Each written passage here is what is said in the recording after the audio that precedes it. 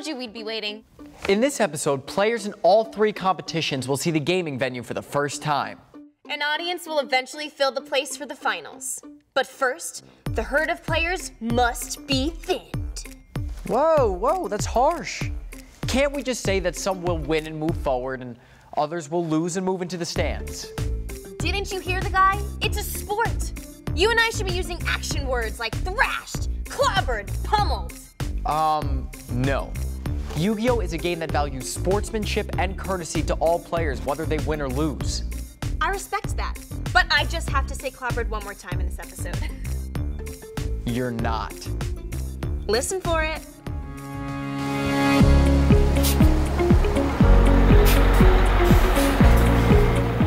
Players, the younger ones with a parent, arrive bright and early for this first day of competition. While some players appear excited to settle into their new digs, others seem nervous, since this is the start of 2 grueling days to determine who's bringing home the trophy. There are no cautions. Connor Dwyer's mom, both from Australia, sees the wider benefits of just having been invited here. It's made him work well under pressure, okay, and it's made him very ambitious. What I do hope he takes from it is, like I've been telling him, of course he's nervous like everybody else. I tell him, you know, do your best, but you're already a winner. The first view of where they'll be playing is emotional for many players, inspiring them to take pictures to send home, and others to be philosophical about what their journey has meant to them personally. I was speechless. Like, it was just amazing. I didn't even know what to say. I was just in shock. For Jay Sheriff, the champ from the United Kingdom, being here means much more than the chance to win. It's the opportunity for him to show his gratitude for a game and a community that he says nurtured him after his mother went to jail. In the beginning of 2016, my mom went to prison for a few months, and I stopped focusing in school, just didn't want to pay attention to anything or just be a part of anything. Then I started playing the game again, and it gave me direction. I just wanted to win and get better at the game, so I just focused on that. Eventually I met a really good group of people who helped me get better, practice with me. We traveled together across the country and across the world, and it's just changed my life. Jay holds on to a singular goal.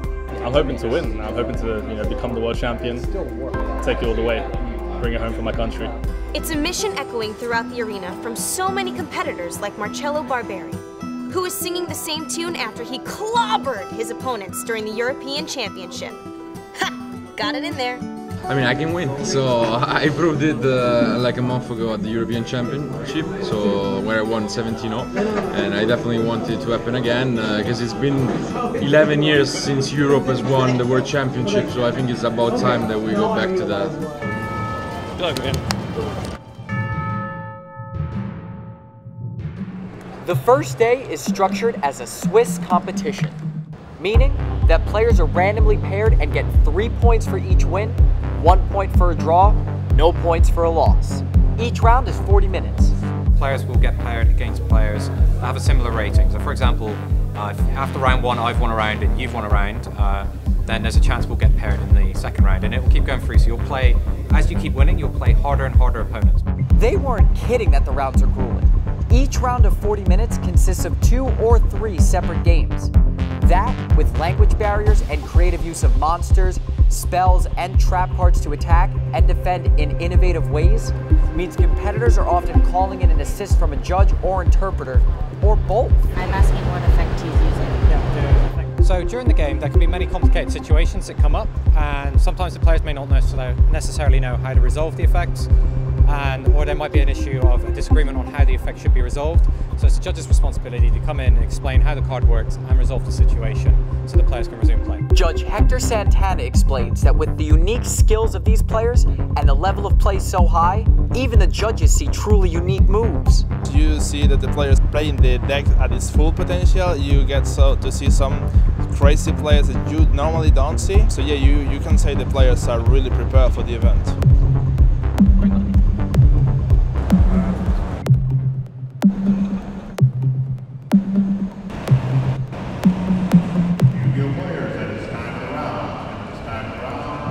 Round 1 is over. Competitors tally up their life points and the results are placed on a scoreboard.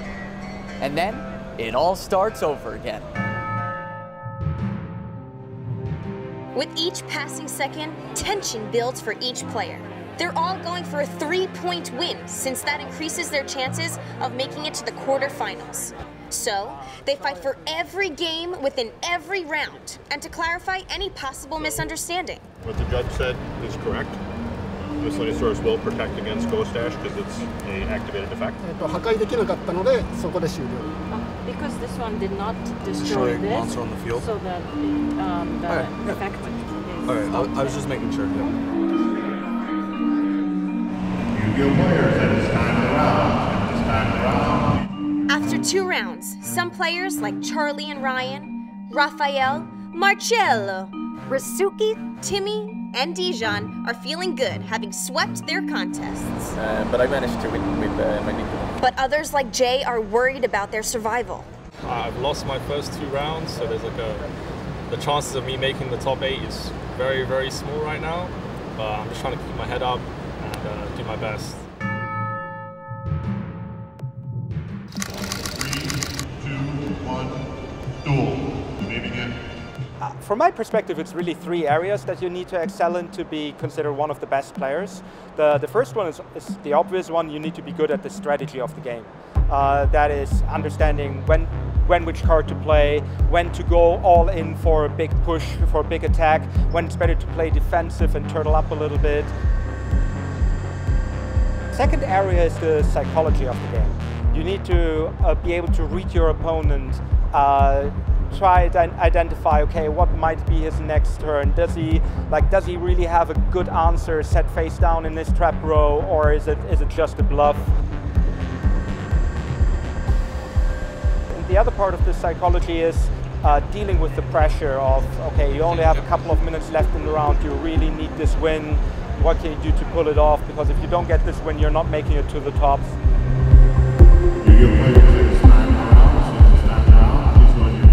Another loss for Jay Sheriff of the UK, making his chances of making it to the quarterfinals slim. Welcome round 4. Ready? 3, 2, 1, duel. While the older trading card game competitors play 5 rounds before the quarterfinals, the younger Dragon Duelists play only 4, which means this is the make or break last chance for players like Connor Dwyer and Felix Rao, whose parents wait anxiously on the sidelines. Because Connor's won 1, drew 1, lost 1, this round is very important for him to win to get into the quarterfinals, which is top 8. So Felix is doing his 4th round after 1 draw, 1 win and 1 loss, and 4th round is going on. Let's see what happens.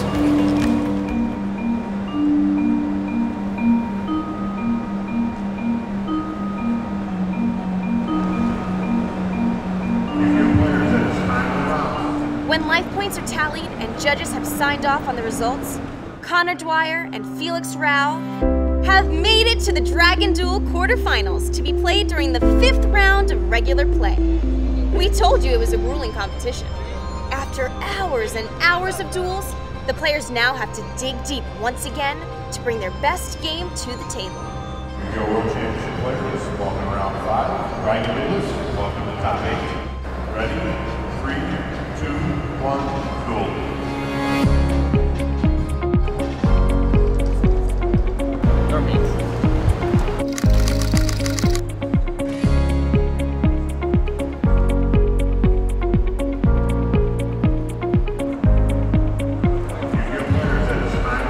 By the end of round 5, the list of players who had survived is clear. Dragon Duelists Connor Dwyer and Felix Rao have been eliminated. I hope this is experience he will take home. So it's easy to win and to be happy. But it's more important to feel good without depend on any kind of success. Oscar and Felix vow to be in the stands the next day to cheer on their newfound friends. Same for Jay Sheriff, who was last on the list of players. But, as he has said before he knew the results, this is the best experience of my life, no matter what happens. Meantime, players who have survived can't help themselves from politely celebrating.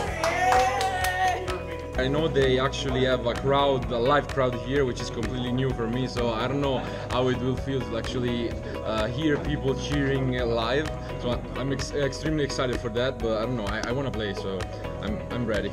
In Duel Links, Robert Tani does not make it, but Timmy Chu and Dijon Thomas do. Best friends Charlie Futch and Ryan Yu also won in the quarterfinal round, and then learned they will face each other to see who would be in the trophy round. If I'm gonna lose to somebody, I'd rather it be you. I already know I play. One of my best friends, Ryan, know every single card in this list because we play tested it before we wrote down our deck list and everything. I do feel confident. He thinks that I'll win too, so see how that goes. However it happens, it's good, because I'm sure that no matter what happens, they're still going to be friends. That's the most important thing that has come out of this, is that they have a good friendship. Dragon duelist Rafael Reich makes history with his win in the quarterfinals, becoming the first Brazilian player to ever make it this far. I am so happy because I'm the first Dragon Duel of Brazil, from Brazil here, and I won the top 4. I'm the 4th best Dragon Duel of this year. It's really incredible. Fama! Fama! That means fame in Portuguese. So, who's going to be famous after the next day's matchups? The answer to that and much more next time, as we continue our exclusive behind-the-scenes look on this, the 2017 Yu-Gi-Oh! World Championships in Tokyo, Japan.